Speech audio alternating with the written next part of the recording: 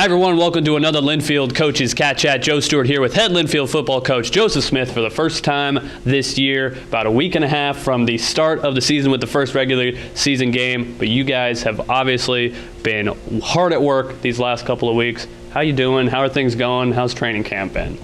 Well, thanks, Joe. It's been great. You know, the guys have been working hard. The preseason is always a fun time because you're able to really focus on technique and improvement and not be so focused on the game and the game schematics, if you will. So it's been a fun time, but at the same time our guys are ready to kind of get our sights locked on Denison and get rolling. I'm sure they are, especially as D1 gets going. Everybody's got football on the brain right now, and I'm sure everybody's fired up. But of course, last year ended not the way you guys wanted to. A little bit of disappointment. Still an 8-1 season and plenty to be positive about, but of course, year ending on the final drive of the season with the loss against Whitworth. This is a program that doesn't go through a ton of adversity, particularly during the regular season, and kind of a luxury problem to have there. But has that changed the approach and the energy mentality at all going into this season compared to the last few years? Sure. You know, it was very interesting, being we were fourth in the country and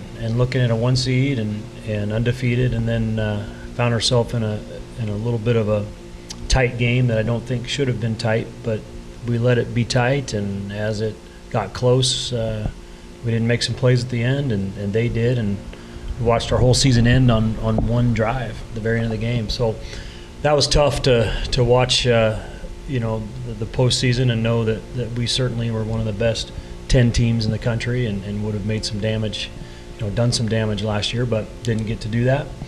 So certainly, the team is very motivated, and there's a nice hunger that comes when you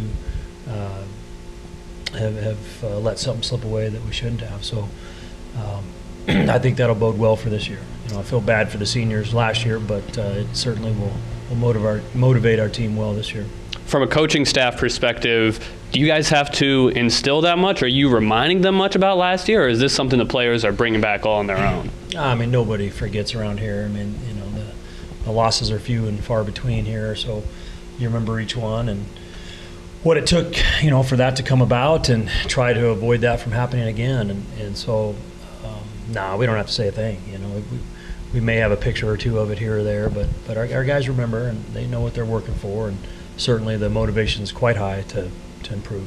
But like I said, there were plenty of positives. Still an 8-1 year and led the Northwest Conference in most statistical categories, up in the national rankings in most statistical categories. What do you think some of the biggest positives from last year were that you're hoping to see carry over into 2024? Well, like I said, we were a top 4 team last year for almost the whole season, so we were a very fine football team. And we were so explosive last year. We had great play on the outside, at the receiver corps in particular, and had a good running game, so those were great strengths.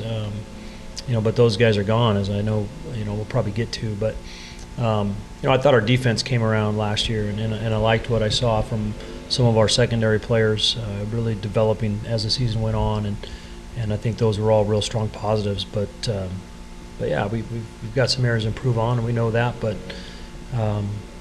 last year's last year. We're really not even thinking about it. So, we're just focused on this year. You want to be a little specific with any of the areas that you hope to see some improvement with? Well, the kicking game is going to be a focus. Kickoff. We're going to get better at that, and I think we will. Got a new. Both I think kickers are kicking it further down the field, so that'll be less of an issue than it was, and I think our secondary is going to be quite a pleasant surprise this year in terms of ball hawking and tight coverage. So I think we'll get better in that phase, and then offensively, I think we're going to hit some of the long balls. We had some sporadic. We just didn't connect as much as we needed to last year, and I think both our quarterbacks are playing at a higher level than they were last year, and I'm really excited to see that, because I think that's going to really make our offense take flight. Yeah, so let's talk about the offense. Obviously, senior quarterback Blake Eaton, the starter there, missed the last 2 games of the year, and that's where we saw Luke McNabb kind of get his first time to really, show what he could do. How has that group been coalescing now with a lot of new faces as far as the skill position players go, obviously losing Colton Smith, Devin Murray, Connor McNabb, a lot of guys that are going to be getting touches at a much larger rate than they had last season. And yeah, you mentioned both quarterbacks potentially being in the mix a little bit. Both very talented, both bring different things to the table. But how's that group been coming together these last couple of weeks at camp, and particularly with Blake? What do you hope to see out of him here in his senior campaign? Sure. Our 21 team was one of the best teams I've had here, and what's so unique about that is almost all the skill kids were sophomores in that group, other than Wyatt, of course. So, we had that group with Hoytel and Franco and Colton and Murray and McNabb. Those guys did the lion's share of all the skill positions for 3 seasons, and so that's a huge experience vacuum, if you will, to have graduate. So. The positive of that is that Blake has really had to step up as a leader, and now he's the experienced veteran guy, and I think he's been doing a wonderful job with that, really trying to develop our receiving core, because that's my biggest concern on offense is just replacing the explosiveness and the talent we had. It's hard to lose second and third all-time scoring leaders at that spot, and a top 7 guy at tailback. So I don't know that we will by one person, but I think by committee we're rebuilding that. So very pleased with the talent in the receiver group. They're just a little inexperienced, and we got to find out where everybody fits best together, right? So I know we have the pieces, we just got to figure out how they gel with one another. So really that's my job, and Coach Elliott's doing a wonderful job with the quarterbacks and the offensive system. And so I see Blake exploding this year. I really do. I think he's much more accurate down the field than he's been.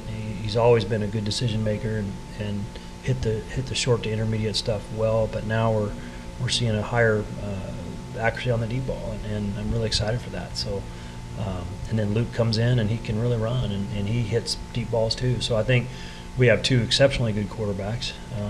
I'd be shocked if they both weren't playing in some fashion, and we've got a good bevy of running backs to go with them too. So Martinez will have a very fine season, and Pfeiffer's a up and coming tailback that's going to be popping some big ones here and there, and we've got some really good freshmen in that group too. So Sandreski's back, an older tailback. So I like our depth. I think our offense will be good, because our offensive line should be exceptional.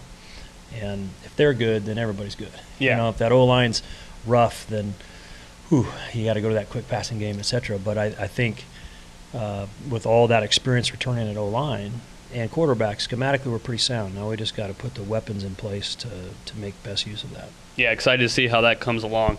On the other side of the ball, no shortness of experience there. A ton of returners, several fifth-year guys. Of course, the All-American and reigning conference Defensive Player of the Year, Blake Rybar, in the middle of it all at linebacker. But all 3 levels have a ton of experience and talent now. Chance Sparks named a preseason All-American at cornerback. Plenty of guys in the secondary that have seen a lot of time on the field. Are you looking at that group to kind of be tone setters for this team this year? And what do you see as their biggest strengths? Well, I expect our defense to be dominant. I really do, and of course we do every year. But and they have been really. They've been very formidable for many years. But I think that linebacking core is quite special. And Blaze Helani is going to be our middle linebacker. We're going to put Blake back on the edge, and he really thrives there. And I think Blaze will be fantastic in the middle, and BG's going back to his comfort zone kind of as our strong side backer. So I think the 3 of them will be really, really good together, and it'll be fun to watch their speed and athleticism.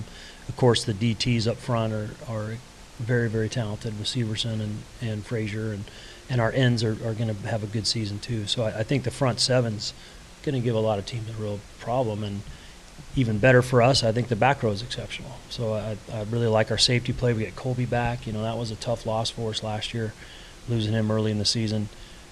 Colby's going to make a ton of plays. Searle's playing better, fast and explosive, and veteran safeties. So those guys are going to do a really good job, and Chance will, I think, have a breakout year. I think he had a good year last year. I think he'll have an exceptional year this year.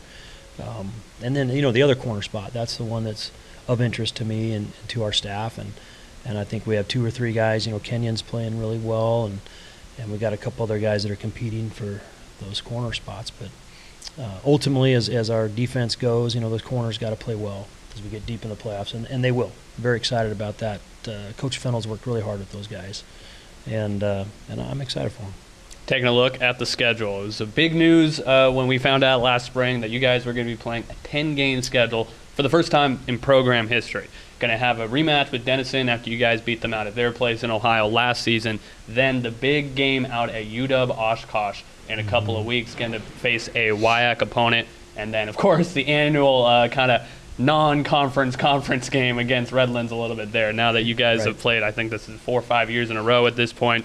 But with this first ever 10-game season, what kind of led to that and adding the Oshkosh game a little bit at the last minute? And just what are you thinking about going into this pretty tough non-conference slate? Three pretty good teams there.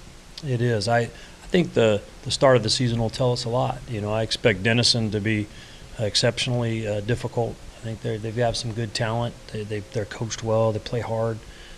Certainly, we're a game that I got to believe they've circled and are focusing on, as they should, and as we are with them. So really, most of our focus is on them because we have to, because they're tough.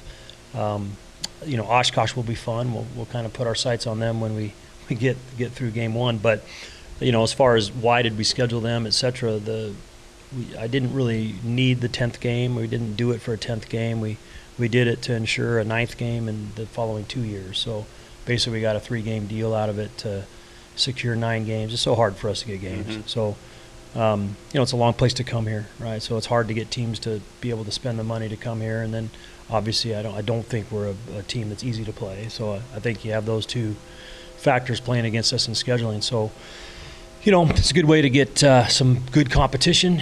And hey, we did it to get those 9 games the following 2 years. So it just so happened that we didn't have any flights this year. And since we didn't have any flights, budget-wise, we were able to kind of pull this off late. Nice. Well, we're all excited to see how you guys match up against those 3 teams before rolling into conference play that first weekend of October. And so that'll be the Wildcats starting the season right here in McMinnville against the Denison Big Red in a rematch from last year's early season game, Saturday, September 7th, 1 o'clock kickoff. And we'll, of course, have live coverage of every game for you on the Linfield Sports Network. Coach, thanks for the time, and good luck this season. Thank you.